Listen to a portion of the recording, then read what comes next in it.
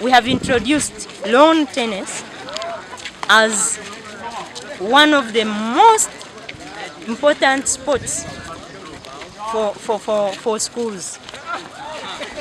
For many years in Uganda, I'm very sure, lawn tennis has not been on the ground, especially for primary schools. And even secondary schools, you find in a district you may have 1 or 2 schools with the lawn tennis courts. They look at it as a very expensive game, and it is the elite, like especially the priests or the fathers, where you find they have this lawn tennis. Rally and score. We expect that then they will be able to build capacity among the children who will then form the future and the foundation for the tennis program in Uganda.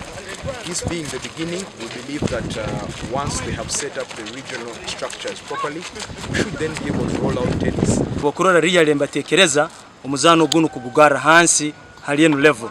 Hakwe mirundi ekiro bwingi tubira Omuzaano guno tugura buhura tutukugumanya bike bigenda maiso. But at least we thank the International Tennessee Association, kandi kuraba mu Uganda Tennessee Association. Players, then